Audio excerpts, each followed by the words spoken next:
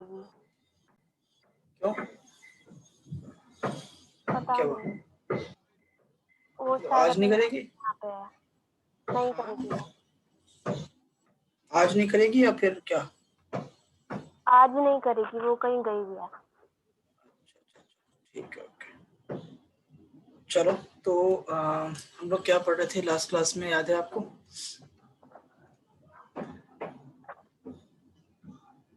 कहाँ तक पढ़े थे, कुछ याद है? मेरे ख्याल में हाँ, इलेक्ट्रोस्टैटिक पोटेंशियल एनर्जी पढ़ रहे थे, राइट? Yes sir. क्या आया था फॉर्मूला इलेक्ट्रोस्टैटिक पोटेंशियल एनर्जी का? U इज इक्वल टू, बोलिए, K Q1 sir Q2 screen नहीं अपॉन। शो हो रही है अच्छे से। स्क्रीन शो नहीं हो रही है? Yes sir. मैंने तो स्क्रीन शेयर किया हुआ है, शो क्यों नहीं हो रही है? एक मिनट में दोबारा से शेयर करता हूँ। सर मैं 1 मिनट लीव करके फिर से सेट करती हूँ। करो करो करो।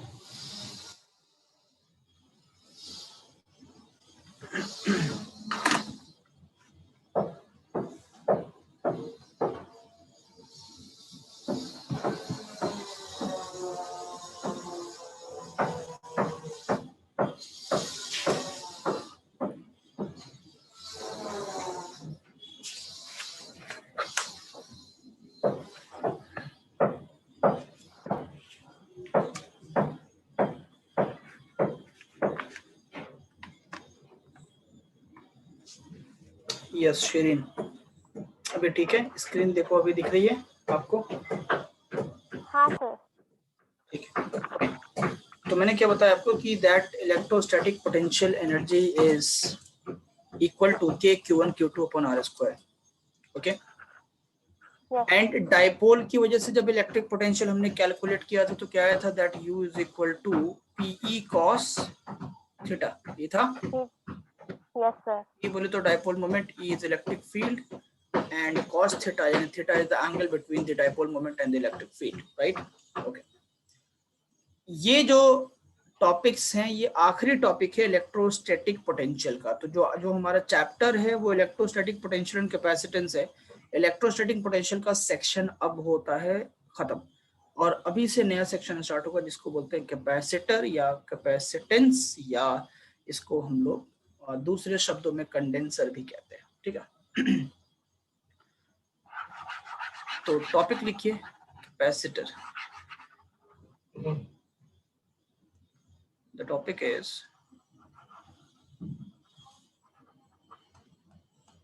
कैपेसिटर। कैपेसिटर, ये डिवाइस क्या है? ये नया टर्म है आपके लिए, अभी तक सुना नहीं था। ये काम क्या करता है, इसकी जरूरत क्यों पड़ती है? ये 3 अहम सवाल है टॉपिक स्टार्ट होने से पहले। सबसे पहले बात समझिए कि इसकी जरूरत क्यों पड़ती है, कारण क्या है। होता क्या है कि हमारे पास जितने भी इलेक्ट्रिकल डिवाइसेस है उसमें से कुछ ऐसी डिवाइसेस होती हैं जो बड़ी हेवी होती हैं और जिनको स्टार्ट करने के लिए heavy amount of electric current is required. जैसे जो भी डिवाइस जिसमें फैन लगा हुआ है, जिसमें मोटर लगा हुआ है, ठीक है, आपका इलेक्ट्रिक फैन हो गया या फिर इलेक्ट्रिक मोटर हो गया, इवन कि आपका जो कैमरा का जो फ्लैश है वो भी, ये कुछ डिवाइसेस ऐसी होती हैं जिनको स्टार्ट करने के लिए heavy amount of current is required, और जो सप्लाई होती है उससे उतना हेवी अमाउंट ऑफ करंट उसको नहीं मिल पाता, ठीक है? जैसे अगर फैन को जो इलेक्ट्रिक सप्लाई देते हैं वो 2 एम्पियर से 5 एम्पियर तक का सप्लाई होता है, लेकिन फैन को स्टार्ट होने के लिए कम से कम 20 से 25 एम्पियर का करंट चाहिए होता है, कई बार 25 से ज्यादा भी चाहिए होता है, ठीक? तो ऐसे सूरतों में हम उस फैन को तो यूज नहीं कर पाएंगे, सप्लाई का करंट कम है और फैन को ज्यादा चाहिए स्टार्ट होने के लिए, और रन करने के लिए नहीं, स्टार्ट होने के लिए, ठीक? तो ऐसे कंडीशन में हम कुछ ऐसे डिवाइस का प्रयोग करते हैं जो कुछ एनर्जी को अपने पास से स्टोर रखे, और जब स्टार्ट करने के लिए जरूरत पड़े तो उस स्टोर्ड एनर्जी को सप्लाई करे। And for that we use capacitor या कंडेंसर, जिसको हम फैन में लगाते हैं। देखो वो बैटरी नुमा चीज होती है, गोल से सिलेंड्रिकल शेप की होती है, व्हाइट कलर में, कंडेंसर कहते हैं उसको। कई बार देखते हो कि फैन में डबल कंडेंसर लगाते हैं तो फैन की स्पीड और तेज हो जाती है, तो वो कंडेंसर क्या करता है, वो अपने अंदर एनर्जी को स्टोर करता है, वो चार्ज होकर एनर्जी को स्टोर करता है, और जब आप फैन को स्टार्ट करते हो वो फौरन इंस्टेंट सप्लाई करता है एनर्जी को, एंड वो फैन के लिए सफिशिएंट इनफ होगा स्टार्ट होने के लिए। ठीक है, तो कैपेसिटर एक ऐसी डिवाइस है, एक ऐसी पैसिव डिवाइस है, एक ऐसा पैसिव डिवाइस है जो एनर्जी स्टोर रखता है और वो सप्लाई करता है whenever the device is started, just start होने के वक्त वो एनर्जी को सप्लाई करता है। ठीक है, उसी को कैपेसिटर कहते हैं। चलो, तो अब तक आप रजिस्टर पढ़े थे, एक वो भी पैसिव डिवाइस था, अब ये कैपेसिटर पढ़ रहे हैं, ये भी पैसिव डिवाइस है। एक और पैसिव डिवाइस हम लोग पढ़ेंगे चैप्टर नंबर 4 में, इसको इंडक्टर बोलेंगे। तो रजिस्टर, कैपेसिटर, इंडक्टर, ये तीन आपके फिजिक्स के अंदर पैसिव डिवाइसेस यूज होंगे, खासतौर पे इलेक्ट्रोमैग्नेटिज्म में के अंदर। ठीक है, चलो, तो let us start.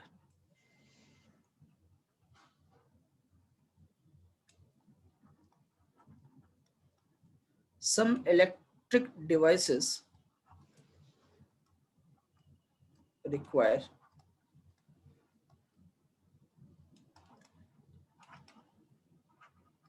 very high current,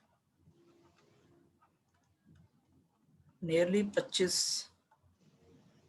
से 50 ampere of current to start.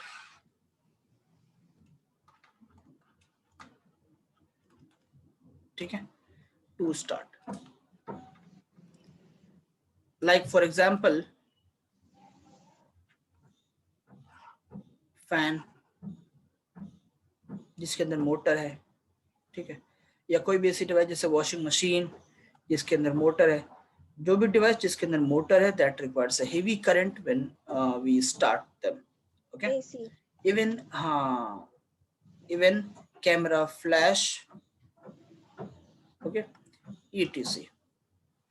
So to overcome this problem, ये प्रॉब्लम थी, कुछ डिवाइसेस को इतना करंट चाहिए था, सप्लाई में इतना करंट, हम हेवी करंट दे नहीं सकते क्योंकि जो वायर यूज करते हैं फैन के लिए वो वायर इतना करंट कैरी नहीं कर सकता है। तो उसके लिए हमें क्या चाहिए कि हमें उस डिवाइस के पास ही एनर्जी को स्टोर करके रखना पड़ेगा। To overcome this problem we use capacitor. To overcome this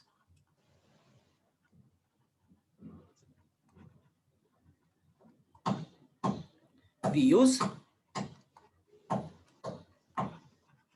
capacitor. तो अब मैं पूछूं आपसे कि कैपेसिटर क्या होता है या कंडेंसर क्या होता है, तो बहुत इजीली जवाब दे दोगे। कैपेसिटर या कंडेंसर एक ऐसी डिवाइस है, एक ऐसी पैसिव डिवाइस है जो एनर्जी को स्टोर करती है और it supply energy when we just start the devices. Okay, बात समझ आ गया कैपेसिटर क्या होता है।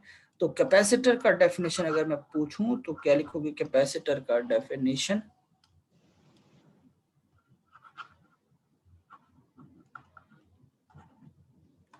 it stores electrical energy. Capacitor stores electrical energy and supply it at once. एक बार में पूरी एनर्जी सप्लाई कर देता है जब आप डिवाइस को स्विच ऑन करते हो, एक बार में। ठीक है, सेल भी एनर्जी सप्लाई करता है लेकिन सेल एक बार में सारी एनर्जी सप्लाई नहीं करता है। कैपेसिटर एक बार में सारी एनर्जी सप्लाई करता है। ठीक है, सो कैपेसिटर का डेफिनेशन आप ये भी लिख सकते हो, दैट अ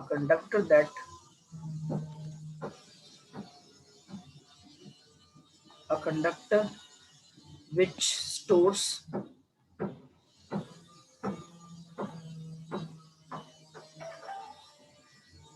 electrical energy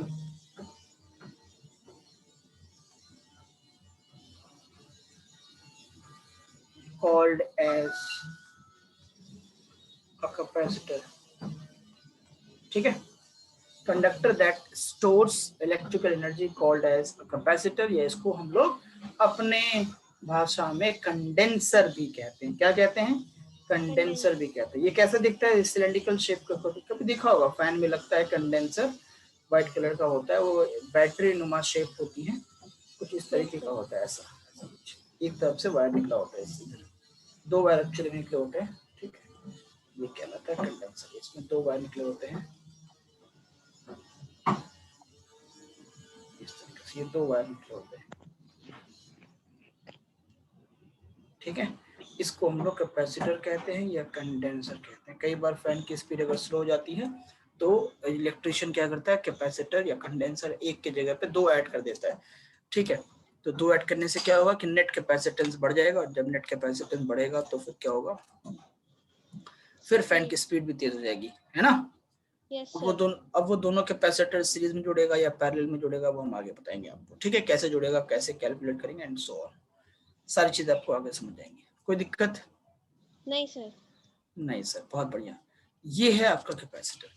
अब कैपेसिटर कितने टाइप का होता है, कैपेसिटर की एनर्जी कैसे हम कैलकुलेट करते हैं and so on so on so on, ये सारी चीजें आप लोग को हम लोग एक एक करके पढ़ेंगे, ठीक। अच्छा, आपको बताया था, आपने पढ़ा होगा क्लास 10th में रजिस्टर, रेजिस्टेंस, रेजिस्टिविटी, इन तीनों में डिफरेंस पता है? रजिस्टर क्या है, रेजिस्टेंस क्या है, रेजिस्टिविटी क्या है? स्टैंडर्ड देखो अभी आ रहा है। रजिस्टर क्या है, रेजिस्टेंस क्या है, रेजिस्टिविटी क्या है? इन तीनों में आपको डिफरेंस पता है? Yes sir. बताइए, रजिस्टर और रेजिस्टेंस में क्या डिफरेंस है, क्या अंतर है? रजिस्टर तो सर डिवाइस होता है जो मटेरियल है, एग्जैक्टली। रजिस्टर एक मटेरियल है और रेजिस्टेंस उसकी प्रॉपर्टी है, उसकी यस सर। प्रॉपर्टी है to resist the flow of current. हाँ, और रेजिस्टिविटी क्या होती है बेटा? सर उसकी किसी भी चीज की वो अपोज करने की। अपोज करने की क्या? वो तो रजिस्टर की प्रॉपर्टी है अपोज करने की। रेजिस्टिविटी क्या है? रेजिस्टिविटी का मतलब है कि किसी कंडक्टर का यूनिट लेंथ और यूनिट एरिया के अंदर जो रेजिस्टेंस होगा उसी को रेजिस्टिविटी कहते हैं। तो resistivity of any material is always fixed, क्योंकि आप जैसे फॉर एग्जांपल आप कॉपर मटेरियल लोगे तो कॉपर का कितना भी ज्यादा लेंथ हो, कितना भी ज्यादा एरिया हो, उसकी रेजिस्टिविटी हमेशा कांस्टेंट होगी। कारण क्या है? कारण यह है कि जब भी रेजिस्टिविटी आपको निकालना होगा तो आपको यूनिट लेंथ और यूनिट एरिया ही चाहिए, तो यानी कि यस उसके ओरिजिनल लेंथ ओरिजिनल एरिया पे डिपेंड नहीं करता। तो रेजिस्टिविटी बेसिकली क्या है कि हर मटेरियल का फिक्स होता है, कांस्टेंट होता है। रेजिस्टेंस में change but resistivity is always fixed. Okay, it is yes sir. unit the resistance of unit length and unit area called as resistivity kind. Okay, कोई दिक्कत? No sir. In the similar way, like resistance is the property of a resistor to oppose the flow of current. In the similar fashion, capacitance is the property of a capacitor to store the energy. ठीक है, ability to hold the energy, ability to store the energy called as capacitance. Simple. तो what do you mean by क्योंकि ये यही term फिर आगे continuously use होगा, capacitance capacitance capacitance, ठीक है। तो अरे यार ये क्या हो गया, उसको ज्वाइन नहीं कर पा रहा क्या, capacitance. So what do we mean by capacitance? It is the capacity, yeah, ability to hold, yeah, store electrical energy.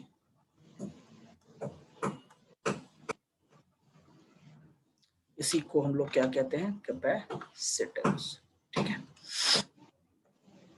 It is the property of a capacitor to hold electrical energy. अच्छा, electrical energy store कैसे होगा, किस form में होगा? Charge के form में होगा।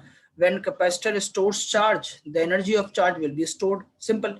तो the capacitor store energy in the form of electrical charge. Okay, so capacity to hold या store electrical energy, या फिर इसको इलेक्ट्रिक चार्ज भी कह सकते हैं, ठीक है।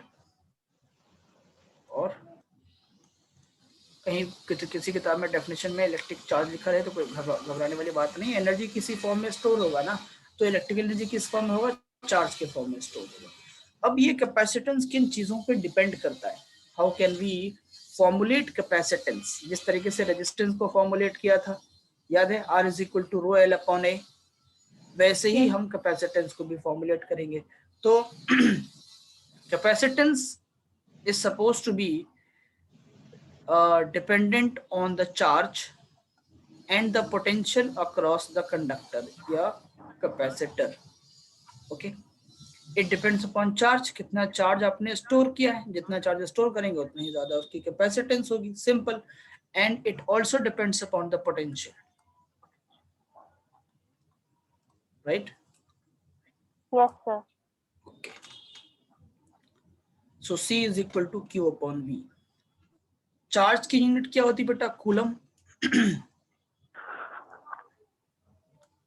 चार्ज की यूनिट होती है क्या? कूलम. और पोटेंशियल की यूनिट होती है वोल्ट. यानी कि दोनों कंबाइन होने के बाद बन गया कूलम पर वोल्ट. ठीक. And 1 coulomb per volt is equal to 1 farad, and farad is the standard unit of capacitance. Standard unit of capacitance. Farad is the standard unit of capacitance. ठीक है, अब सुनो मेरी बात को. जब आप ओम्स लॉ पढ़ते हो तो क्या पढ़ते हो? That V is equal to I into R, है ना? And R, hence R is equal to V upon I. कोई दिक्कत? No. No sir. अच्छा, so can I say here that कि R depends upon voltage and current? क्या किसी भी conductor का रेजिस्टेंस जो है वो पोटेंशियल और करंट पे डिपेंड करता है क्या? नहीं करता है. कई बार क्या नहीं, होता है सर. कि हाँ, रजिस्टर तो एक नेचुरल चीज है. रेजिस्टेंस नेचुरल चीज है. उसके अंदर जो एटम्स हैं, उसके अंदर जो मॉलिक्यूल्स हैं, उसका जो किसके अंदर कितने फ्री इलेक्ट्रॉन्स है, वो कौन से मटेरियल से बना है, वो सॉलिड है, लिक्विड है, गैस है, इन सारे चीजों पे डिपेंड करेगा रेजिस्टेंस. वोल्टेज और करंट पे डिपेंड नहीं करेगा. अगर उसके अंदर वोल्टेज नहीं भी है तब भी रेजिस्टेंस है. उसमें करंट फ्लो नहीं कर रहा है तब भी रेजिस्टेंस है. वुड के अंदर करंट फ्लो नहीं करता, क्या वुड का रेजिस्टेंस नहीं है? है, बहुत ज्यादा है, बट रेजिस्टेंस है. तो ओम्स लॉ के अंदर रेजिस्टेंस को कांस्टेंट बताया गया था अगर टेम्परेचर कांस्टेंट होगा तो. और तो वहां पे V is equal to I R आया था और R is equal to V upon I. इसका मतलब ये नहीं है कि R is directly proportional to V and R is inversely proportional to I. R depends upon the dimension. Resistance depends upon the dimension, length of the wire, area of the wire. इन चीजों पे resistance depend करता है. In the similar way, capacitance also depends upon the dimension. Okay? वो depend करेगा कि जो capacitor बना है दो प्लेट से, वो प्लेट का एरिया कितना है, वो प्लेट का डिस्टेंस कितना है, इन बातों पे डिपेंड करेगा. वो डिपेंड यही इस पे नहीं करेगा कि उसके अक्रॉस वोल्टेज कितना है. तो डायमेंशन पे डिपेंड पोटेंशियल करता है, डायमेंशन पे डिपेंड कैपेसिटेंस करता है, डायमेंशन पे डिपेंड रेजिस्टेंस करता है. वो Q पे, V पे, I पे, R पे और इन चीजों पे डिपेंड नहीं करता. ठीक है. So we can write here that C is independent of Q and V. Okay, but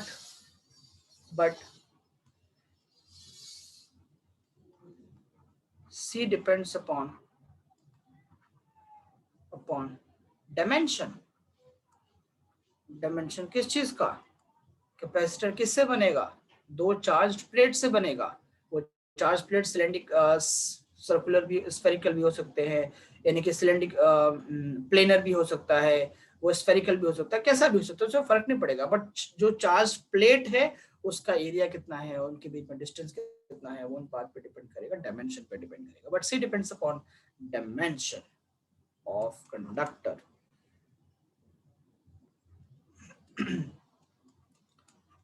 and उन प्लेट्स के बीच में मीडियम कैसा है, property of medium between the plates. Medium between, मैंने आपको जब फर्स्ट चैप्टर पढ़ाया था तो वहां पे आपको वो प्लेन शीट वाला क्वेश्चन करवाया था कि प्लेन शीट पे कंप्लीटली चार्ज स्टोर है, इनफाइनाइट प्लेन शीट है, तो उसके एक्स डिस्टेंस पे इलेक्ट्रिक फील्ड कितना होगा कैलकुलेट करने को बताया था। फिर मैंने बताया था कि that electric field is equal to sigma upon epsilon naught, sigma upon 2 epsilon naught. याद है आपको, एक सिंगल शीट की वजह से, और 2 शीट जब हमने लगाया था तो सिग्मा अपॉन एप्सिलॉन नॉट आया था इन बिटवीन द प्लेट्स। तो मैंने बताया था कि ये जो 2 शीट है ना, यही एक कैपेसिटर को दर्शाता है कि एक प्लेट इधर एक प्लेट इधर, बीच में कोई गैप है, हमने वैक्यूम बीच में छोड़ा था, तो इलेक्ट्रिक फील्ड आया था बीच में, E is equal to sigma upon 2 epsilon naught. याद है? तो वो जो हाँ बीच सर। में मीडियम है ना, वो मीडियम चेंज होने पे वैल्यू बदल जाती है, और उसी सिस्टम को, उसी जो है सेटअप को हम लोग कैपेसिटर कहते हैं। जहाँ पे 2 प्लेट यूज करेंगे, अब वो 2 प्लेट कैसा भी हो सकता है, उस पे बहस नहीं है, वो अलग अलग टाइप ऑफ कैपेसिटर बनाएगा बाद में। इवन कि मटेरियल अलग होगा तो अलग टाइप का कैपेसिटर बन जाएगा, पेपर कैपेसिटर भी होता है, प्लास्टिक कैपेसिटर भी होता है,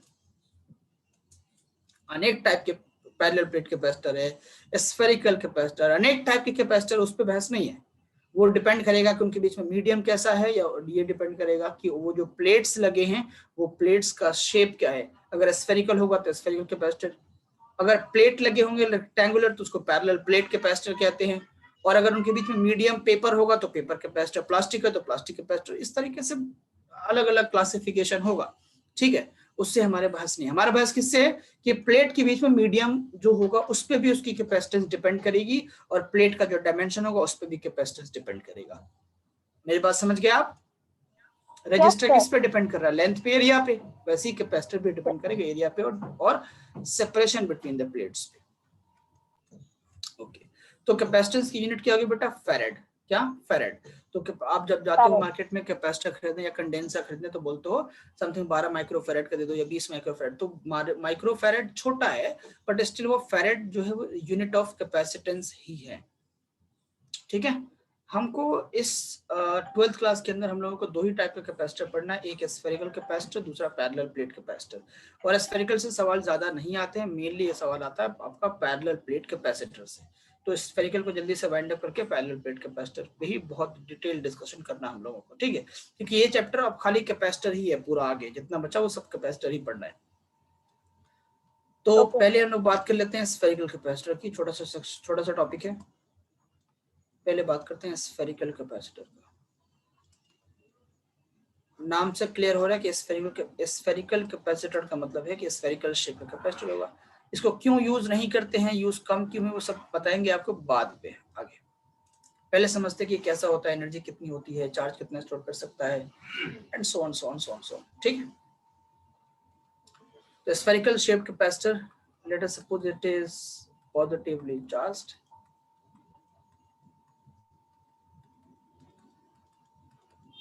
ठीक है, and let us suppose the total charge stored on this capacitor is capital Q and the potential across the capacitor is V, right?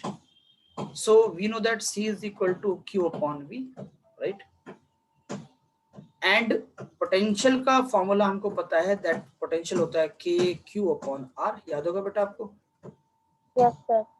हाँ, इसका हम लोग रेडियस स्टूडेंट होगा, तो Q से Q कैंसिल हुआ, क्या बचा बेटा? R उठ गया ऊपर, तो R अपॉन K। और K का फॉर्मूला क्या होता है? 1/4 एप्सिलॉन नॉट, है ना?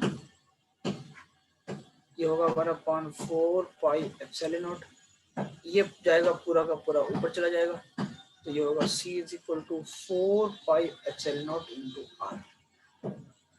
C is equal to 4 pi epsilon naught into R. So capacitance due to a spherical capacitor is equal to C upon 4 pi R minus Q. Due to spherical capacitor is 4 pi epsilon naught into R. ठीक है, तो अब इस फॉर्मूले से भी clarity आपको मिली होगी कि देखो कैपेसिटेंस जो है वो डिपेंड किस पे कर रहा है? रेडियस पे, डायमेंशन पे। जितना बड़ा रेडियस उतना ज्यादा कैपेसिटेंस। और किस पे डिपेंड कर रहा है? वो एप्सिलॉन नॉट पे डिपेंड कर रहा है। एप्सिलॉन नॉट क्या है? Permittivity of the free space. Permittivity of the free space. यहाँ पे क्योंकि फ्री स्पेस की बात कर रहे हैं, यहाँ पे कोई और दूसरा मीडियम नहीं है, तो यहाँ पे परमिटिविटी ऑफ फ्री स्पेस से यूज किया है। अगर कोई और मीडियम रहेगा तो उसकी परमिटिविटी यूज करेंगे। तो बेसिकली यहाँ पे दिख रहा है हमको साफ साफ कि दैट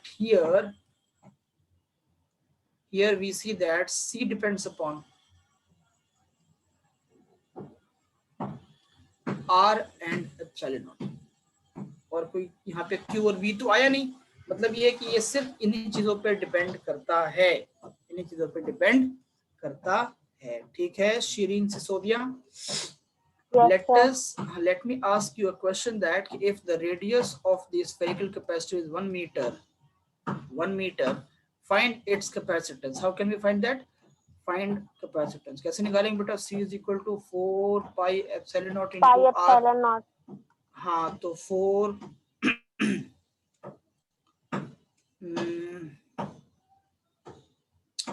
pi epsilon naught को क्या मैं 1/9 into 10⁻⁹ कर सकता हूँ? बोलो कोई दिक्कत है?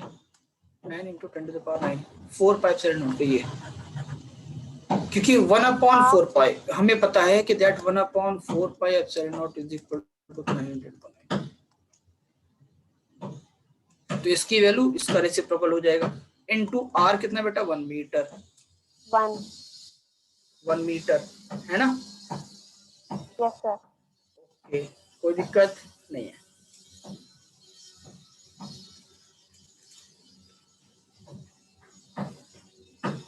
One metre 1/4 pi epsilon naught metre square पर कूलम स्क्वायर पर न्यूटन मीटर स्क्वायर। ओके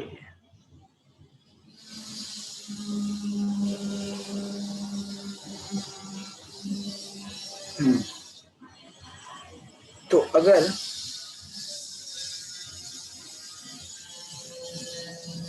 इसको मल्टीप्लाई करें तो कितना आएगा? ये आएगा 1/9 इंटू 10⁻⁹, और ये क्या हो जाएगा? 9 ऊपर से डिवाइड करेंगे 1 को तो कितना होगा? 1.1 9 इंटू 1.1 -10 फैराड, यानी कि 1.1 इंटू 10⁻⁴ माइक्रो फैराड। 10 के पावर -6 होगा माइक्रो फैराड। 10 के पावर -6 को हमने निकाल दिया, 10 के पावर -4 लिख दिया, तो 10 के पावर -6 बाहर निकाल, तो उसके लिए माइक्रो फैराड आ गया। तो 1.1 इंटू 10⁻⁴ माइक्रो फैराड। ठीक है कोई दिक्कत नहीं सर।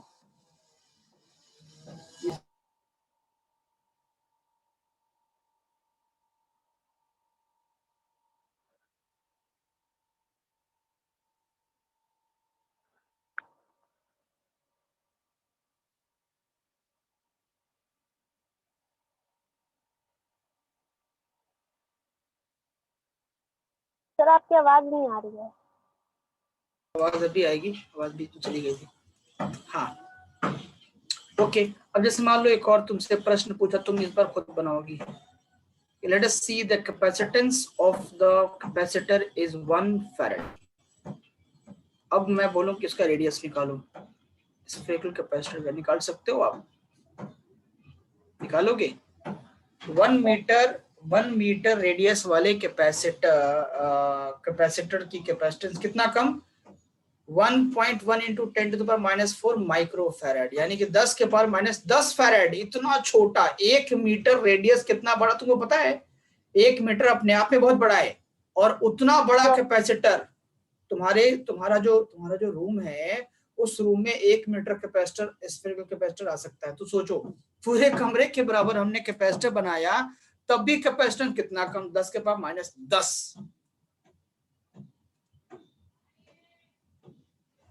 अब मुझे बताओ कि 1 फैराड का कैपेसिटर बनाने के लिए हमको कितना बड़ा कैपेसिटर बनाना होगा? सोचो जरा, बताओ जल्दी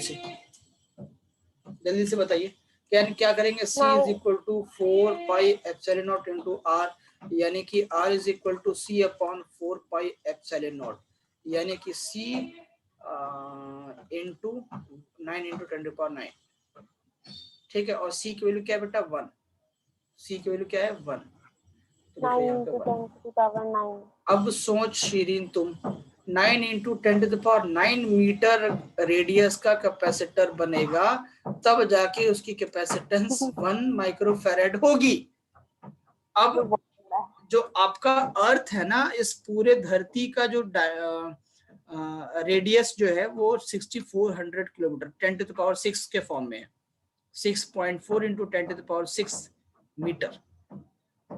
उसके अर्थ के रेडियस से भी बड़ा, अर्थ का जो डायमीटर है वो 6400 इंटू 2 कितना होगा, 12800। 12800 को में 3 जीरो और डाल दोगे तो अर्थ के रेडियस से भी बड़ा कैपेसिटर हमको बनाना पड़ेगा, धरती से भी बड़ा कैपेसिटर बनेगा, तब जाके तुम्हारा 1 फैरेड कैपेसिटेंस होगा। यानी सोचो 1 फैरेड कैपेसिटेंस कितना बड़ा है। इसीलिए हम जो हाँ, बहुत बड़ा है। अगर कोई बोल रहा है कि मेरे पास 1 फैरेड कैपेसिटर है, इसका मतलब है कि उसके पास कितना बड़ा कैपेसिटर होगा, सोच लो। उसकी अपनी एक धरती होनी चाहिए कैपेसिटर कितना बराबर है ना, तो ये पॉसिबल नहीं है ना। हाँ, इसीलिए हम देखोगे कि कैपेसिटर जनरली माइक्रोफैरेड में, नैनोफैरेड में, पिकोफैरेड में यूज करते हैं जनरली। 1 मीटर रेडियस भी बहुत ज्यादा है, उतना बड़ा अगर हम कैपेसिटर बनाएंगे तो आपके कमरे में आएगा 1 कैपेसिटर। अब सोचो 1 कैपेसिटर अब 1 रूम के बराबर है और उसका कैपेसिटेंस 10⁻⁻10 में, समझ रहे हो। तो एक फैरेड कैपेसिटर बहुत बड़ा है, इसीलिए हम जनरली माइक्रोफैरेड में, नैनोफैरेड में, पिकोफैरेड में कैपेसिटेंस यूज करते हैं। हमारे फैन में जो कैपेसिटर कार्स में जो कैपेसिटर यूज होते हैं वो भी माइक्रो में होते होंगे। हाँ हाँ, सभी तुम सोचो ना, फैरेड में अगर होगा तो रेडियस कितना चाहिए स्फेरिकल के लिए। पैरेलल प्लेट में थोड़ा कहानी बदलेगा, अभी स्फेरिकल में थोड़ी एनर्जी वेस्ट भी होती है, बताएंगे आपको आगे। पैरेलल प्लेट पे थोड़ी कहानी चेंज हो जाती है, बट स्टिल कैपेसिटर तो कैपेसिटर है, तो उसकी कैपेसिटेंस जो हम यूज करते हैं नॉर्मली वो माइक्रो या नैनो फैरेड में होता है, इवन कि पीको में भी होता है।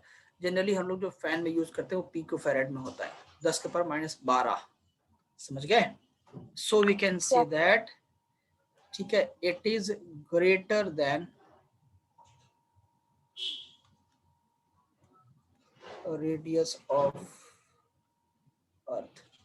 So we can say that 1 farad is a very big capacitor, even greater than the earth. So the question is, how can we calculate the energy stored in a capacitor, a spherical capacitor? Spherical capacitor में energy कितना store होता है, हम कैसे calculate करेंगे, ये हमारे point of concern है अभी। ठीक है, let me show you.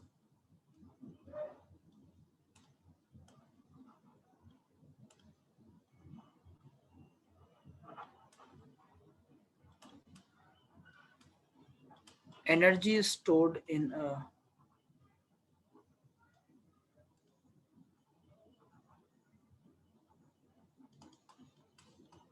capacitor. Energy stored in a capacitor. ठीक, C.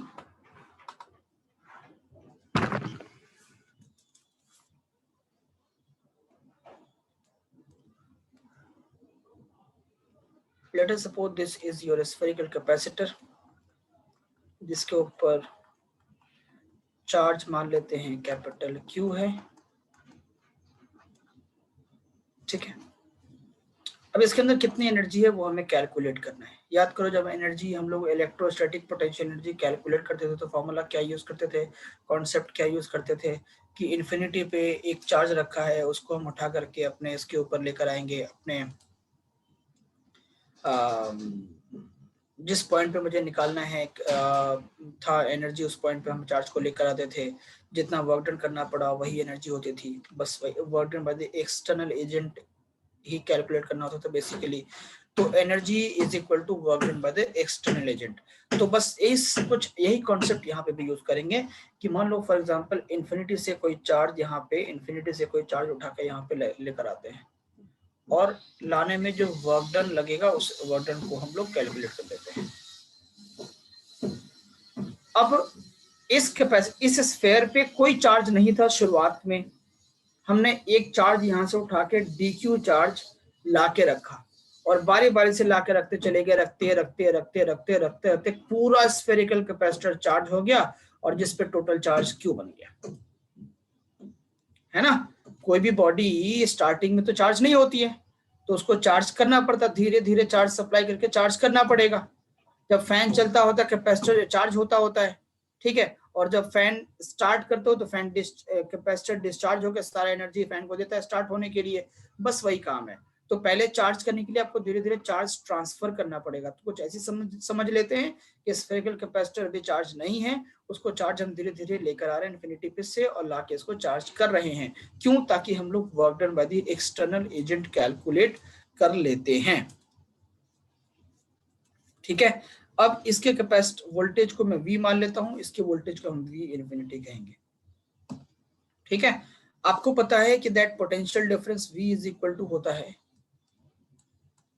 ये होगा V minus V infinity final minus initial potential is equal to होता है work done by the external agent in moving the charge from infinity to V upon charge, क्या charge आ रहे हैं यहाँ पे dq लेकर आ रहे हैं अपॉन चार्ज, ये तो होता है ना बेटा फॉर्मूला। अब dq चार्ज को लाओगे तो इसका वर्क डन भी dw ही होगा, है ना, अपॉन dq। तो v इंफिनिटी तो बेटा 0 होता है, तो v इज इक्वल टू क्या होगा dw upon dw upon dq, और यहाँ से आप dw निकालिएगा तो होगा v इंटू dq। अब इसको हम फर्दर इंटीग्रेट कर देंगे तो हमारा नेट वर्क डन कैलकुलेट हो जाएगा, ठीक है। अब देखो तो dw इक्वल टू क्या होगा v को क्या लिख सकते हो आप, v is equal to q upon c हो सकता है, बोलो नहीं हो सकता। c is equal to q upon v, तो v equal to q upon c हो सकता है, c is equal to q upon v, तो v is equal to q upon c, तो q upon c into dq। अब इसको integrate कर दीजिए तो dw इंटीग्रेट होके बनेगा work done by the external agent, और q अपॉन c में 1 अपॉन c तो बाहर आएगा क्योंकि वो कांस्टेंट है, कैपेसिटर तो डिपेंड कर नहीं रहा q पे या v पे। q इंटीग्रेट होगा तो क्या बनेगा q स्क्वायर अपॉन 2, और यहाँ से आप लिमिट लगा सकते हैं। स्टार्टिंग में चार्ज 0 था, बाद में net charge capital charge q बन गया, तो 0 से कैपिटल Q, तो ये होगा आपका q square 1 upon c into q square upon 2 minus 0, ये बन गया q स्क्वायर अपॉन 2c। तो work done by the external agent will be q square upon 2c। जितना वर्क डन करना पड़ा आपको चार्ज को इन्फिनिटी से लाने में स्फेरिकल कैपेसिटर पे, उतना ही एनर्जी उसके अंदर स्टोर होगा। सिंपल है, जिस बॉडी पे जितना आप वर्क करोगे उतनी ही एनर्जी तो स्टोर होती है ना बेटा। एग्जैक्टली तो आप इस बॉडी में इस स्फेरिकल कैपेसिटर में इतना ही एनर्जी स्टोर होगी।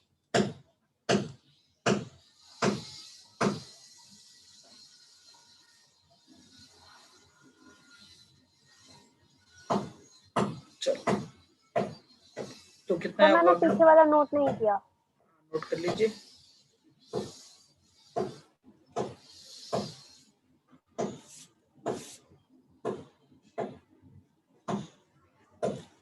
हो गया सर।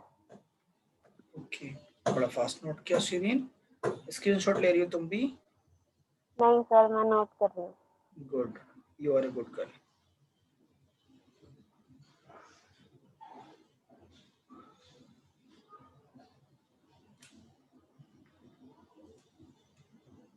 कर दिया नोट? Yes sir. ओके, हाँ। तो हमने बताया आपको कि that change in potential energy is always equal to negative of यानी minus of work done by the electric force या conservative force, and that is equal to minus of work done by the external agent. पहले भी बताया आपको, ठीक है, कि potential energy change in potential energy equal to negative of work done by the electric force, and हमें पता है आल्सो कि that work done by the electric force is equal to minus of external agent. तो ultimately ये बन जाएगा positive of work done by the external agent. Okay, and delta U क्या होता है बेटा? U F final potential minus initial energy, ठीक है, शुरुआत में तो कोई एनर्जी थी ही नहीं, वो इन्फिनिटी पे था, वो बॉडी इन्फिनिटी पे था, तो इनिशियल ये हो जाएगा U infinity equal to work done by the external agent is Q square upon 2c आया है, ये हो गया 0। तो पोटेंशियल एनर्जी यानी energy stored in a capacitor is equal to Q square upon 2c। आई बात समझ में शीरीन? यस ये दिक्कत स्फीयर है तो वाले के लिए है ना? बताओ। स्फीयर वाले के लिए, ये स्फीयर वाले के लिए।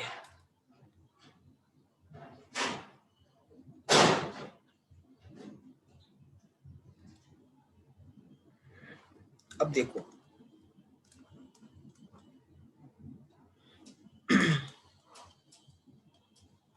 हमें पता है कि दैट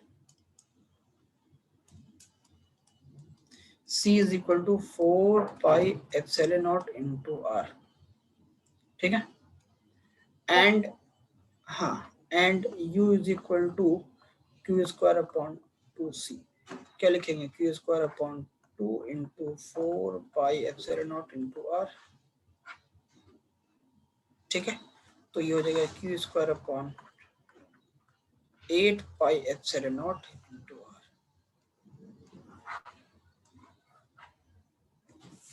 समझ गए? Yes sir. ओके, ये हो गया in terms of r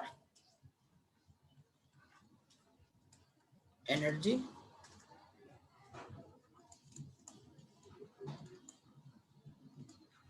in terms of Q and R. Next मैं निकाल देता हूँ energy in terms of C and V, ठीक है।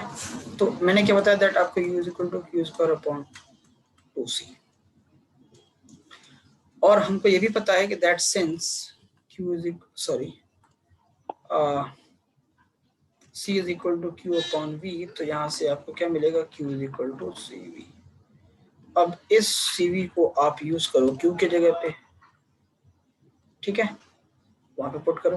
तो therefore U is equal to Q square, Q की जगह क्या लिखोगे? CV का स्क्वायर अपॉन 2c, तो ये होगा C square V square upon 2c, ये C से C कैंसिल, तो ये क्या बचा? ये बचा हाफ CV स्क्वायर। तो energy U is also equal to half CV square, ठीक है, yes in terms of C and V। Third, in terms of Q and V क्या होगा? देखो क्या है, U is equal to Q square upon 2c। अब ये लिख सकते हो ना Q square upon 2 into C क्या होता है? C is equal to Q upon V, Q upon V, ठीक है। तो एक Q से एक Q कट जाएगा, V जाएगा ऊपर, तो बनेगा हाफ V क्यू। तो U is also equal to half V Q. तो क्यू V के टर्म में भी हो गया, C V के टर्म में भी हो गया, क्यू R के टर्म में भी हो गया। ये तीनों फार्मूला है पोटेंशियल एनर्जी के लिए ही, इलेक्ट्रोस्टैटिक पोटेंशियल एनर्जी के लिए ही। तो किसी कैपेसिटर में कितना एनर्जी स्टोर होता है वो इस तरीके से आप कैलकुलेट कर सकते हो। Note down.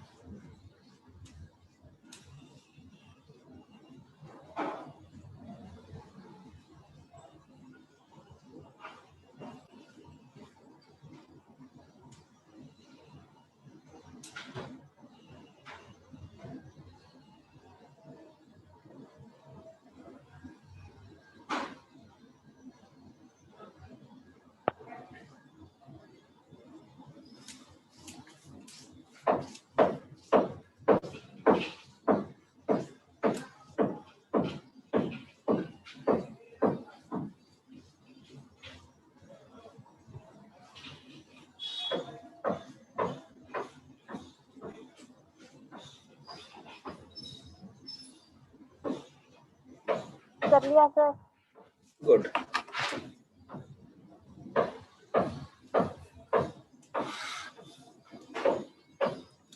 मैंने बोला कि स्फेरिकल कैपेसिटर वाइडली यूज नहीं होता, इसकी बहुत सारी खामियां हैं, बहुत सारे इसके साथ प्रॉब्लम्स हैं।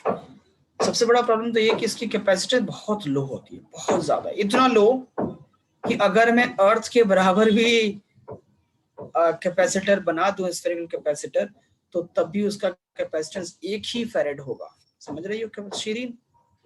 तो इसकी कैपेसिटेंस एक्सट्रीमली वीक होती है, एक्सट्रीमली लो होती है। सबसे बड़ी प्रॉब्लम तो ये है।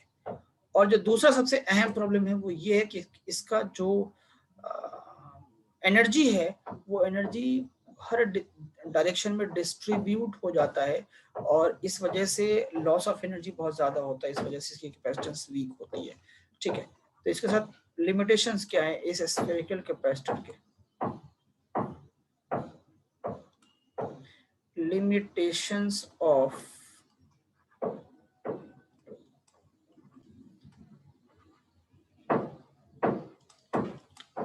spherical capacitor. Limitations of spherical capacitor. The first limitation is that it has very low capacitance. It has very low capacitance. यानी कि इसका रेडियस अगर हम 1 मीटर भी लेते हैं तब भी इसकी कैपेसिटेंस समथिंग कितना आया था, 1.1 इंटू 10⁻⁴ माइक्रोफैरड। माइक्रोफैरड में भी इतना छोटा, 10⁻⁴ माइक्रोफैरड। यानी कि इसको हम ऐसा ले सकते हैं 0.1231 इतना माइक्रोफैरड।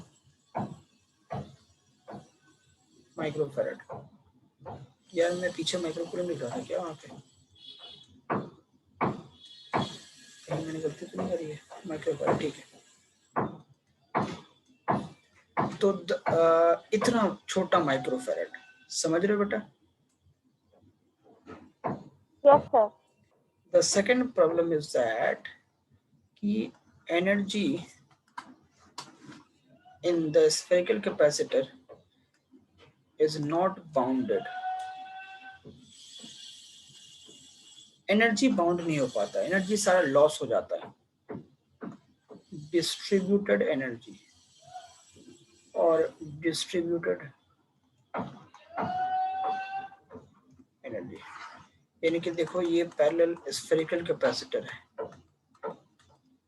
सारी एनर्जी इसके बाहर डिस्ट्रीब्यूट हो जाती है। एनर्जी स्टोर होगा करता है लेकिन सब डिस्ट्रीब्यूट हो जाता है। तो अल्टीमेटली जब एनर्जी डिस्ट्रीब्यूट होगा तो कैपेसिटेंस तो इसका वीक होगा ही होगा, है नहीं है? हाँ सर। तो इसीलिए इसकी कैपेसिटेंस बहुत वीक होती है, बहुत लो होता है, और इसीलिए ये वाइडली यूज नहीं होता, इसीलिए हम इसको ज्यादा पढ़ते भी नहीं है, और इसीलिए ये स्फेरिकल कैपेसिटर यहीं पे एंड भी हो जाएगा। इसीलिए एग्जाम में क्वेश्चंस भी नहीं आते ज्यादा, बट क्योंकि सिलेबस में है तो हम लोग थोड़ा सा ब्रीफली पढ़ भी लेते हैं। ठीक है, समझ आ गया? आगे बढ़े, चलो। Next is important one, the parallel plate capacitor.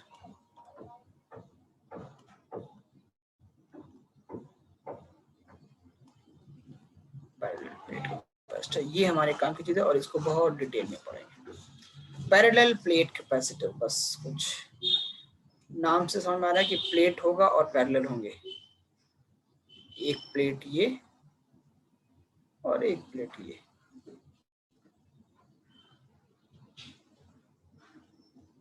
ठीक है, पैरेलल चार्ज्ड होंगे, ये भी चार्ज्ड, ये भी चार्ज्ड।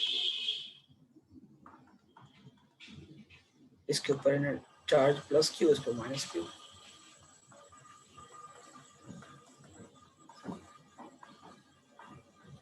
ठीक है, अब इसके अंदर जो खूबी है वो ये है कि जो प्रॉब्लम था स्फेरिकल कैपेसिटर का वो यहाँ पे नहीं होता। कारण क्या है कि जो भी इलेक्ट्रिक फील्ड लाइंस इस प्लेट से निकलेगी वो इस प्लेट पे जाके बाउंड हो जाएगी।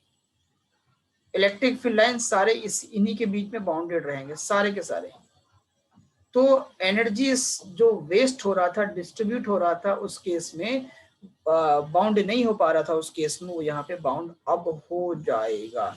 तो एक जो सबसे बड़ा लिमिटेशन था वो कि एनर्जी बाउंड नहीं हो पा रहा था, वो यहाँ पे अब ओवरकम हो गया। जो दूसरा लिमिटेशन है कि it has very low capacitance, वो जो है भी ओवरकम हो जाएगा, अभी करवा देंगे, ठीक है। अब इस इन कैपेसिटर किस तरीके से डिजाइन करते हैं कि इसका एरिया जो भी हो, मान लेते हैं इसका एरिया A1 है, इसका एरिया मान लेते हैं A2 है, एरिया ऑफ दिस प्लेट, ठीक है। यहाँ पे A1 एंड A2 जो है वो क्या है, एरिया ऑफ प्लेट्स। तुम बोलोगे सर पैरेलल प्लेट कैपेसिटर में क्या प्लेट हमेशा रेक्टेंगुलर ही होंगे? नहीं, प्लेट किसी भी शेप का हो सकता है। प्लेट चाहो तुम्हारा ऐसा, तुम स्फेरिकल ले लो, कोई दिक्कत नहीं, बट प्लेट्स दो ही रहेंगे। तुम स्फेरिकल ले लो, कोई दिक्कत की बात नहीं है, लेकिन प्लेट दो ही रहेंगे, कोई भी शेप, बस कोई भी शेप, कोई दिक्कत की बात तो नहीं है। बट इन जनरल हम पैरेलल प्लेट के लिए यही शेप यूज करते हैं, ठीक है। तो वहां पे सिंगल प्लेट की वजह से परेशानी होती है, डबल प्लेट जैसे ही जोड़ दिया क्या हुआ, सारी जो एनर्जी थी वो एक तरफ उसी बीच, उन्हीं के बीच में बाउंड हो गई, ठीक है। तो हमने परेशानी को हल कर दिया। अब इनके बीच के सेपरेशन को बहुत बहुत कम रखते हैं ताकि एनर्जी कम से कम वेस्ट हो। D is the distance between the plates.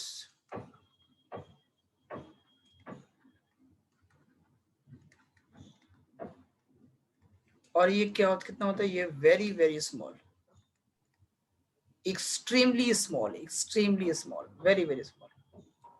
D is much much much much lesser than the area, यानी कि प्लेट बड़े होंगे उनके बीच में सेपरेशन बहुत ही थोड़ा होगा, बहुत ही थोड़ा।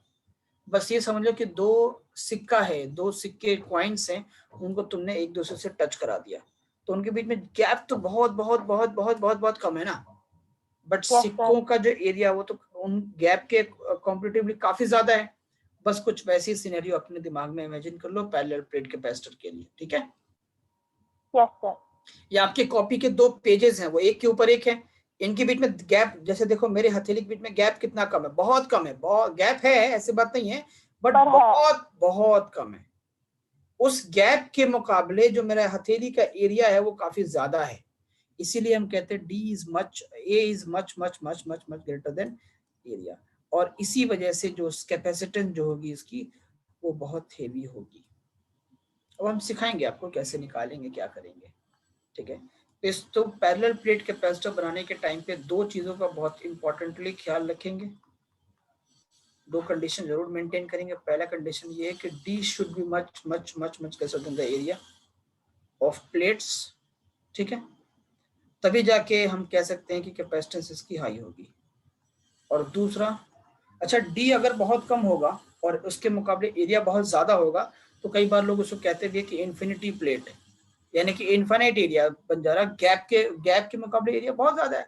तो गैप के लिए एरिया, जैसे मान लो एक चींटी है, अगर वो एक दीवार पे चल रही है तो जब चींटी देखती है दीवार, अरे यार आगे भी खत्म नहीं हो रहा है, ये पीछे भी खत्म नहीं हो रहा, उधर भी खत्म नहीं हो रहा, इधर भी खत्म नहीं हो रहा है, तो दीवार, चींटी के लिए दीवार तो इनफाइनाइट लेंथ का होगा, समझ लो कि उसके लिए पूरी दुनिया वही है, धरती वही है, वही है, शुरू से लेके अंत तक दीवार ही है चींटी के लिए, बट हमारे लिए तो बहुत छोटा सा एरिया है। आप समझ गए बात को? Yes sir. तो इन्फिनिटी का मतलब हमेशा इन्फिनिटी नहीं होता, कई इन्फिनिटी में हम कई बार कंपेयर करते हुए होते हैं, इसलिए okay. Second thing is that कि A1 should be equal to A2, area of the plates should be equal, okay, तभी आपको हाई कैपेसिटेंस मिलेगा। बात समझ में आ गई आपको? कोई दिक्कत तो नहीं आपको? नहीं सर। अभी जिस तरीके से हमने कैपेसिटर्स को चार्ज किया था वहां पे, यहाँ भी चार्जिंग की जरूरत होगी। How can we charge the capacitors? Charging of capacitor बहुत सिंपल है, समझना बात को। ये पॉजिटिव प्लेट था आपका, पहले तो चार्ज नहीं किया हमने, हमने इसको यहाँ से हमने कनेक्ट किया एक सेल को, और ये दूसरा प्लेट है आपका, इसको भी कनेक्ट कर दिया, ठीक है। अब क्या होगा कि ये जो सेल है इसका पॉजिटिव टर्मिनल कनेक्टेड है किससे? एक प्लेट से नेगेटिव टर्मिनल कनेक्टेड है दूसरे प्लेट से, ठीक है। तो ये पॉजिटिव चार्ज है, ये पॉजिटिव चार्ज है और ये नेगेटिव चार्ज है। तो ये क्या करेगा, यहां से इलेक्ट्रॉन्स विथड्रॉ करेगा अपनी तरफ अट्रैक्ट करने के लिए। इलेक्ट्रॉन्स यहां से क्या होंगे, विथड्रॉ होंगे, इलेक्ट्रॉन्स विथड्रॉ होंगे। और ये जो इलेक्ट्रॉन्स यहाँ से विथड्रॉ हुए, अब ये नेगेटिव चार्ज है, इसके पास ओशन ऑफ एनर्जी है। यहाँ पे देखो पॉजिटिव चार्ज अपनी तरफ नेगेटिव को अट्रैक्ट करेगा और नेगेटिव चार्ज क्या करेगा, इसके ये न्यूट्रल है तो यहाँ से इलेक्ट्रॉन फ्लो होना शुरू हो जाएगा। नेगेटिव चार्ज के पास खूब नेगेटिव चार्ज है, खूब इलेक्ट्रॉन्स है। अब ये नेगेटिव चार्ज यहाँ से फ्लो होना शुरू हो जाएंगे और यहाँ पे जाकर negative negative negative negative negative negative accumulate कर जाएंगे। और इस प्लेट से जब नेगेटिव बाहर निकलेगा तो खाली पॉजिटिव पॉजिटिव पॉजिटिव पॉजिटिव बदल जाएगा। मेरी बात समझ गए आप? एक न्यूट्रल बॉडी है जिसके पास पॉजिटिव चार्ज भी है, नेगेटिव चार्ज भी है। अगर उसको हम न्यूट्रल बॉडी को पॉजिटिव से कनेक्ट करेंगे, याद करो फर्स्ट चैप्टर, जब पॉजिटिव से कनेक्ट करेंगे तो डेफिनेटली उसके नेगेटिव उसके पॉजिटिव की तरफ अट्रैक्ट हो जाएंगे, है ना। तो इस प्लेट के जो पॉजिटिव थे वो सारे नेगेटिव की तरफ फ्री इलेक्ट्रॉन्स, इसको फ्री इलेक्ट्रॉन्स कह लो, कि सारे पॉजिटिव प्लेट की तरफ, पॉजिटिव इलेक्ट्रोड की तरफ अट्रैक्ट हो गए। इसके पास खूब नेगेटिव था, ये सारे नेगेटिव अपने दे करके उसको नेगेटिव बना देता है, क्योंकि नेगेटिव फ्लो करने लगेगा हायर कंसंट्रेशन से लोअर कंसंट्रेशन। यहाँ पे कंसंट्रेशन हाई है या नेगेटिव, यहाँ पे हाई कंसंट्रेशन ऑफ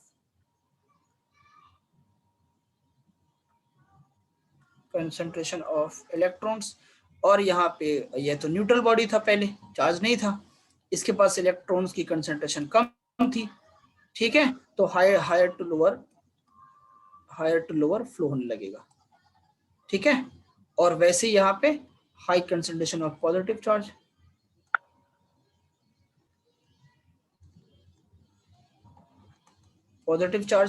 तो अपनी तरफ नेगेटिव को अट्रैक्ट करने लगेगा, स्टार्ट अट्रैक्टिंग नेगेटिव और इलेक्ट्रॉन। और ये क्या करेगा, स्टार्ट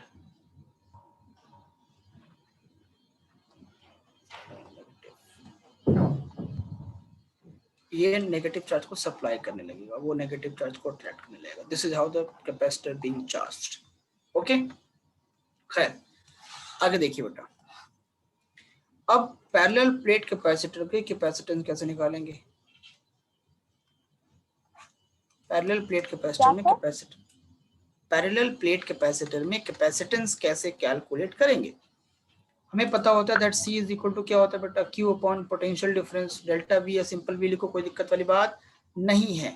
Q क्या है, Q is the charge stored, और डेल्टा V क्या है, potential difference between the plates.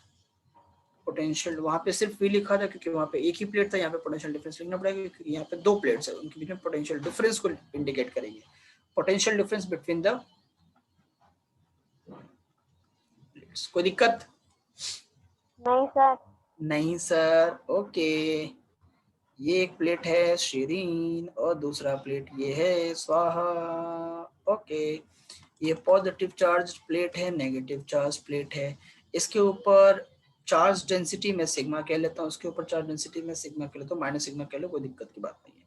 Electric field इस पैरेलल प्लेट कैपेसिटर से इलेक्ट्रिक फील्ड का डायरेक्शन होगा इवन पॉजिटिव की तरफ, हमेशा अवे होता है। हमेशा पॉजिटिव चार्ज से इलेक्ट्रिक फील्ड हमेशा अवे होता है और नेगेटिव चार्ज से इलेक्ट्रिक फील्ड हमेशा टुवर्ड्स होता है। तो जो E2 होगा वो इधर की तरफ होगा। मान लेते हैं ये प्लेट नंबर 1 है, ये प्लेट नंबर 2 है। मैंने मान लिया प्लेट नंबर 1 है पॉजिटिव, प्लेट नंबर 2 है नेगेटिव। तो पॉजिटिव प्लेट से इलेक्ट्रिक फील्ड हमेशा अवे होगा, नेगेटिव प्लेट से हमेशा इलेक्ट्रिक फील्ड टुवर्ड्स होगा। कोई दिक्कत? कोई दिक्कत नहीं है ना, कोई दिक्कत नहीं। वेरी वेरी गुड बेटा, वेरी वेरी गुड। अब मुझे एक बात बताओ शीरीन, दैट की electric field due to the plate कितना होगा? FIELD, electric field due to the plane sheet मैंने पढ़ाया था आपको, that E is equal to होता है सिग्मा अपॉन 2 एप्सिलॉन नॉट। याद है कुछ? बोलो Shireen. Yes sir. Okay ma'am, okay. तो E1 भी इतना ही होगा और E2 भी इतना ही होगा मैम, ठीक है, कोई दिक्कत नहीं है। तो प्लेट के बीच में इलेक्ट्रिक फील्ड तो इतना ही होगा। ये फॉर्मूला पढ़ा था हमने, ये फॉर्मूला पढ़ाया था हमने, है ना। E1 की वजह से ये, E2 की वजह से ये, ठीक है। तो अब जब नेट इलेक्ट्रिक फील्ड निकालेंगे, नेट, अब देख बेटा ये ध्यान से देखो, E1 का डायरेक्शन क्या है और E2 का डायरेक्शन क्या, दोनों डायरेक्शन सेम है। तो किसी भी दोनों प्लेट के बीच, काम करो यहाँ लिखो, दोनों प्लेट के बीच में किसी भी एक पॉइंट के ऊपर देखो, किसी भी पॉइंट पे इलेक्ट्रिक फील्ड E1 जो है वो इधर ही होगा और E2 भी इधर ही होगा। E1 होगा पॉजिटिव प्लेट की वजह से वो अवे होगा, और E2 होगा नेगेटिव प्लेट की वजह से वो टुवर्ड्स होगा। तो नेट इलेक्ट्रिक फील्ड निकालिएगा तो क्या होगा, दोनों सेम डायरेक्शन में है तो ऐड हो जाएगा, E1 प्लस E2। E1 क्या है सिग्मा अपॉन 2 एप्सिलॉन नॉट, और E2 क्या है सिग्मा अपॉन 2 एप्सिलॉन नॉट, दोनों को ऐड करिएगा तो बनेगा सिग्मा अपॉन एप्सिलॉन नॉट। तो net electric field due to the parallel plates capacitor is sigma upon 2 epsilon naught. और हमें ये भी पता होता है, ऑल्सो वी नो दैट कि that sigma is equal to होता है चार्ज अपॉन एरिया, पता है ना, सिग्मा क्या होता है, charge per unit area, charge upon area, और लैम्डा था चार्ज अपॉन लेंथ, और रो था चार्ज अपॉन वॉल्यूम, याद है ना। lambda is linear charge density, charge upon length, और sigma is surface charge density, charge upon area, and rho is volume charge density, charge upon volume। ये तो बोल नहीं सकते आप, याद रखना पड़ेगा ये, है ना। तो sigma is equal to Q upon a. अब ये सिग्मा की वैल्यू पुट करिएगा ऊपर, तो अब नेट इलेक्ट्रिक फील्ड कितना आएगा बेटा, वो आएगा Q upon A epsilon, Q upon A epsilon. कोई दिक्कत बोलिए, नोट करिए।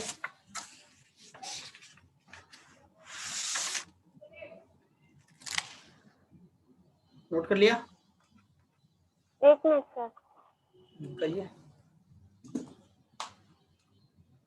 कर लिया। ओके,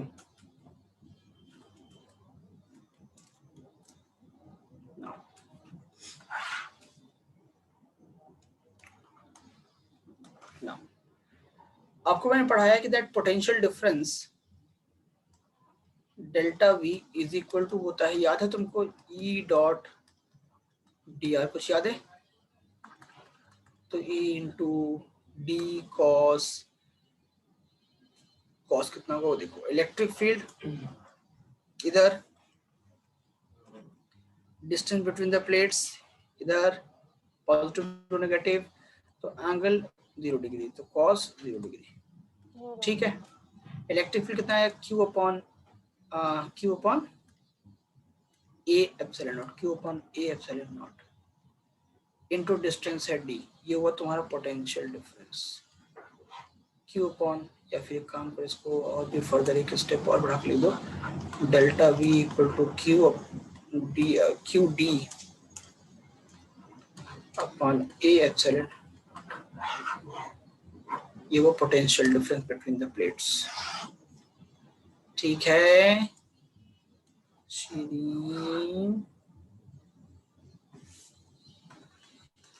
तो कैपेसिटेंस निकाल लो, C इक्वल टू होता क्या, Q upon delta V, delta V क्या है, Q D upon A epsilon naught, तो Q से Q कट गया, ये ऊपर जाएगा, तो बनेगा A upon A epsilon not upon D, A epsilon not upon D। इसको तुम ऐसे भी उल्टा करके लिख लो, थोड़ा अच्छा लगेगा, अरेंज वे में रहेगा, तो epsilon naught A upon D, epsilon naught A upon D। This is the capacitance due to a parallel plate capacitor. Capacitance due to a parallel plate capacitor। समझ में आया बेटा, मैंने स्टार्टिंग में बोला कि D must be less, much lesser than the area to get a heavy capacitance ना।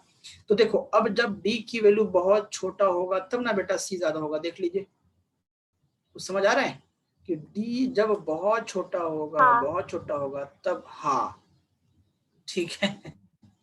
हाँ, तो जब डी बहुत छोटा होगा तो सी बहुत ज्यादा होगा, है ना।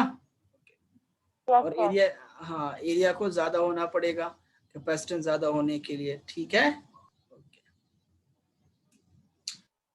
कोई दिक्कत तो नहीं है ना। एरिया क्या है, एरिया बोले तो एरिया ऑफ कोई द प्लेट। दिक्कत नहीं। वो प्लेट अगर एरिया ऑफ स्फेरिकल होगा, हाँ प्लेट स्फेरिकल होगा तो पाई आर स्क्वायर लिख देना। प्लेट अगर रेक्टेंगुलर होगा तो एल इंटू बी कर देना।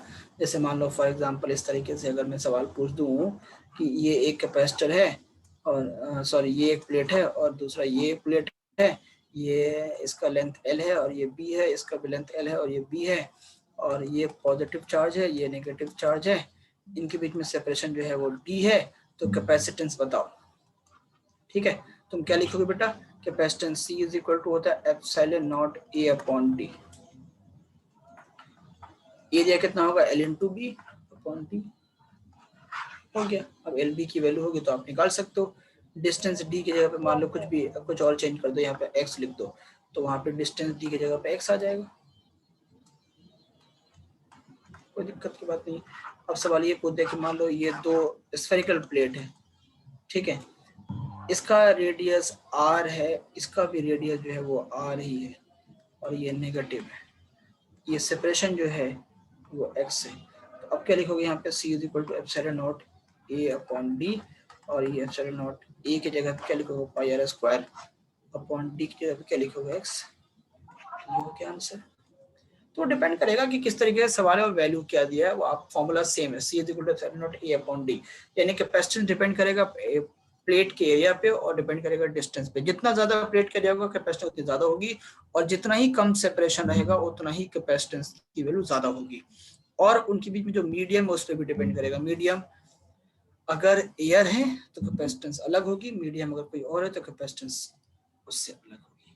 उनकी परमिटिविटी पे डिपेंड करेगी। डिपेंड करेगा परमिटिविटी ऑफ दैट मीडियम पे डिपेंड करेगा। परमिटिविटी। परमिटिविटी पे डिपेंड करेगा। ठीक है, कोई दिक्कत की बात तो नहीं है। नहीं सर। नहीं सर। अब लिखो item topic, energy stored in a parallel plate capacitor. इसमें एनर्जी स्टोर कैसे निकालेंगे, एनर्जी स्टोर्ड वही सेम ही कॉन्सेप्ट है, energy stored in a parallel plate capacitor. Parallel plate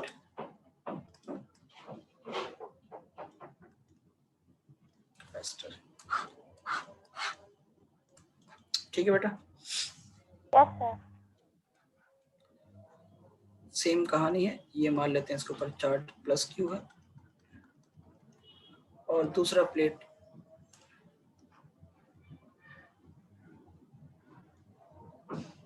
ये इसके ऊपर चार्ज मान लेते हैं माइनस क्यू है। ठीक है, let us suppose the distance between the plates is small d। अब इन चार्ज्ड प्लेट्स की बात करेंगे तो किस तरीके से एनर्जी स्टोर हम कैलकुलेट करेंगे। याद करो, जब जब हम स्फेरिकल कैपेसिटर पढ़ रहे थे तो मैंने बताया था आपको कि इन्फिनिटी से एनर्जी चार्ज ला के सारे चार्ज को स्टोर करना होगा कैपेसिटर पे, और वहां पे work done by the external agent निकाल लेंगे तो आंसर आ जाएगा। वही काम यहाँ भी करेंगे। ठीक है, अब नेगेटिव चार्ज पे इस माइनस क्यू पे खूब चार्ज पड़ा हुआ है, एक एक चार्ज स्टोर यहाँ से यहाँ रखेंगे पॉजिटिव वाले, तो ये एक एक चार्ज रखेंगे तो क्या होगा, ये धीरे धीरे पॉजिटिव हो जाएगा, जब यहाँ से पॉजिटिव निकालेंगे तो धीरे धीरे नेगेटिव हो जाएगा, है ना। नेगेटिव वाले प्लेट से जो अब नेगेटिव है उसमें से पॉजिटिव चार्ज निकालना शुरू कर दिया हमने, तो किसी भी न्यूट्रल प्लेट से पॉजिटिव चार्ज निकालोगे तो धीरे धीरे वो नेगेटिव हो जाएगा, और जिसपे वो पॉजिटिव चार्ज जाएगा धीरे धीरे वो पॉजिटिव बन जाएगा। तो कुछ इसी तरीके के सिनेरियो है। बहुत शुरुआत में इनिशियली क्या किया हमने, इनिशियली दोनों के ऊपर चार्ज जीरो है, इनिशियली एट t बराबर जीरो, शुरुआती टाइम में इनके ऊपर चार्ज जीरो है, और इस तरीके से इनके ऊपर पोटेंशियल भी जीरो है और पोटेंशियल और चार्ज जीरो है, तो फिर भी कैपेसिटेंस तो होगा ना। कैपेसिटेंस तो इस पर डिपेंड ही नहीं करता ना पोटेंशियल और चार्ज पे। बट थोड़े समय के बाद इनके ऊपर चार्ज, हम जब डीक्यू चार्ज ट्रांसफर करना हमने शुरू कर दिया, धीरे धीरे चार्ज तो एस्टेब्लिश होगा माइनस वाले पे भी प्लस वाले पे भी। तो अब चार्ज इनके ऊपर थोड़ा सा चार्ज कुछ क्यू आ चुका है, और फिर अब पोटेंशियल कितना होगा, पोटेंशियल क्या होता है क्यू अपॉन सी। ठीक है, ओके, कैपेसिटेंस कुछ ना कुछ सी रहेगा। अब नाउ अंत में at the end completely charge होने की बारी आई, अल्टीमेटली टी बराबर इंफिनिटी पे पोटेंशियल पूरी तरीके से चार्ज हो चुके हैं, दोनों पे चार्ज क्यू आ चुका है और दोनों पे पोटेंशियल डेल्टा वी बराबर क्यू अपॉन सी हो चुका है, कैपेसिटेंस सी। जब कंप्लीटली ये चार्ज हो चुके हैं तो कैपेसिटेंस हमको निकालना है, कैपेसिटेंस कितना होगा वो निकालना है, एनर्जी कितनी स्टोर होगी वो भी निकालना है। तो एक बात तो हमको अच्छी तरीके से पता है कि that delta V is equal to work done, potential difference equal to क्या होता है, work done by the external agent divided by the charge. यहाँ पे डी क्यू चार्ज हम ट्रांसफर कर रहे हैं, तो क्या लिखेंगे, delta V is equal to, अच्छा वर्क डन भी तो डी क्यू के कंपेरेटिवली डी डब्ल्यू ही होगा, छोटा वर्क डन होगा, तो D W upon D Q, यानी कि यहाँ से डी डब्ल्यू को क्या लिख सकते हैं हम, D Q into delta V. अब डेल्टा वी का फॉर्मूला पता है क्यू अपॉन सी, तो D W is equal to delta V क्या है यहाँ पे देखो क्यू अपॉन सी है ना, तो क्या लिखेंगे हम, D W is equal to Q upon C into D Q. तो इंटीग्रेट करेंगे आप इसको डी डब्ल्यू को, इसको भी इंटीग्रेट करना पड़ेगा, डी क्यू को 1/c into Q square upon 2, 0 से लेके क्यू, इनिशियली चार्ज 0 बाद में चार्ज कैपिटल क्यू बन गया, ठीक है, और ये होगा वर्क डन, तो वही आएगा 1/c into Q square upon 2 minus 0, और ये अल्टीमेटली क्या होगा, work done is equal to Q square upon 2c। This is work done by the external agent, जो पहले आया था वही आया। अब यहाँ से पोटेंशियल निकालिएगा, तो potential energy will be equal to, energy store will be equal to Q square upon 2c। जितना एक्सटर्नल एजेंट का वर्क डन होगा उतना ही वर्क डन, उतनी ही एनर्जी स्टोर होगी, जितना आप वर्क करोगे उतना ही एनर्जी स्टोर होगी, ठीक है। इसी को आप लिखना चाहोगे in terms of Q and V, तब क्या होगा, U is equal to Q square upon 2c and C equal to होता है Q अपॉन V, तो अब क्या होगा, U is equal to Q square upon 2 into Q upon V, ये Q से Q कट गया, ये V जाएगा ऊपर, तो U इक्वल टू होगा हाफ V Q, जो पहले आया था वही अभी भी आया, तो ये भी आया ना, ये अलग आया, वही आया ना, वही आया सर, हाँ, in terms of V and C, okay, U equal to क्या बेटा, क्यू स्क्वायर अपॉन 2c, और हमें Q को खत्म करना है, तो क्या होता है, C equal to C is equal to होता है Q अपॉन V, तो यहाँ पे Q इक्वल टू क्या होगा, CV, तो लिखेंगे U is equal to CV C square V square upon 2c, एक C खत्म, तो U इक्वल टू क्या होगा, हाफ CV स्क्वायर, ठीक है। तो ये हो गया, तो कैपेसिटेंस का फॉर्मूला क्या हो गया, C is equal to epsilon naught A upon D, और एनर्जी स्टोरेज कैपेसिटर कितना होगा, Q square upon 2c half VQ या हाफ CV स्क्वायर। इस तरीके से हम लोग क्वेश्चंस को सॉल्व, फॉर्मूला को यूज करेंगे, क्वेश्चंस को सॉल्व करेंगे। एक बेसिक सा सवाल हम लोग कर लेते हैं, फिर क्लास एंड करेंगे।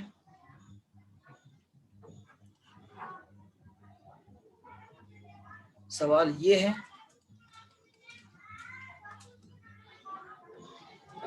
कि इसके ऊपर चार्ज है प्लस Q, इसके ऊपर चार्ज है माइनस Q, ठीक है, एरिया इसका A, एरिया इसका A, और distance of the plate D है, ठीक है। ये शुरुआत में था, बाद में मैंने क्या किया कि एरिया को सेम रहने दिया, डिस्टेंस को हमने इंक्रीज कर दिया,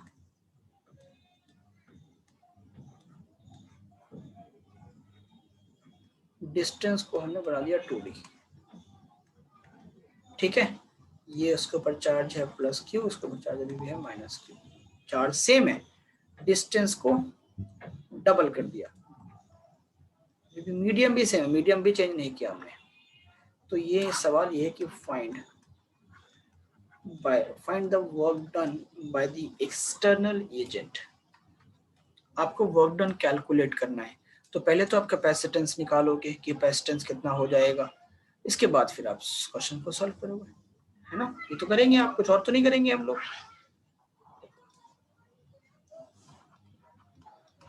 हाँ सर। हाँ ये इनिशियल और ये फाइनल, ठीक है। चलो फाइंड नहीं है, वो फाइनल है, ठीक है ना शिरीन। हाँ सर। Yes sir. हाँ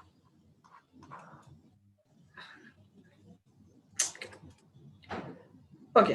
तो वर्क डन बाय दी, अच्छा एक चीज फॉर्मूला आपको पता है कि that delta V is equal to क्या होता है, work done by the external agent upon Q. ये होता है, ये होता नहीं होता, होता है हाँ सर। सर।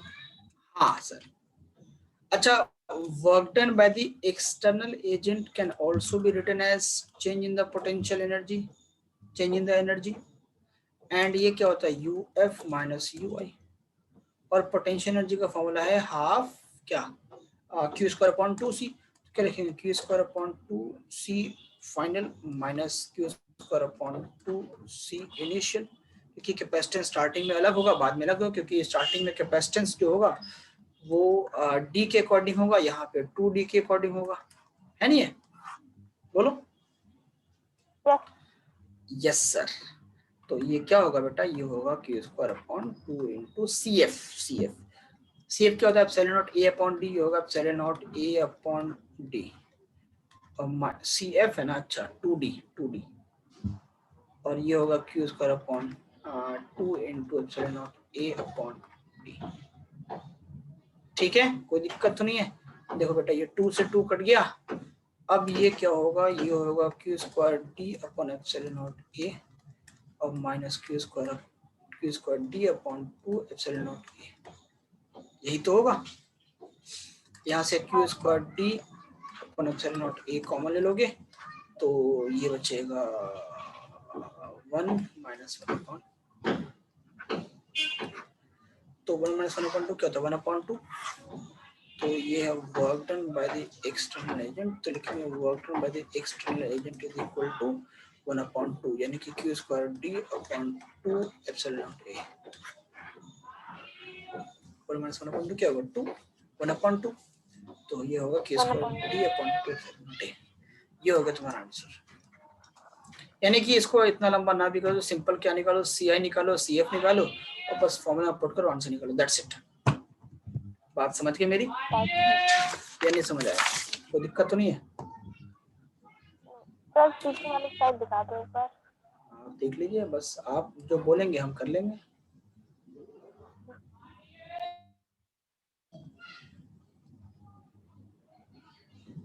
सर इससे ही पहले वाली।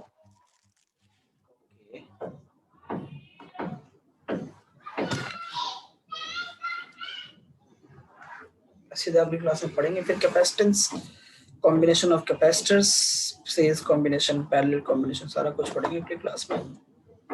Okay sir. जिस तरीके से रजिस्टर्स का पढ़ा है ना क्लास 10th में, सीरीज में पैरेलल में, हाँ क्वेश्चन को सॉल्व किया था, बस वैसे ही हम लोग अब कैपेसिटर का पढ़ेंगे यहाँ पे, ठीक है। ओके। चलो मिलेंगे फिर नेक्स्ट क्लास में ऑन फ्राइडे ऑन टाइम, ठीक है बेटा। Yes sir.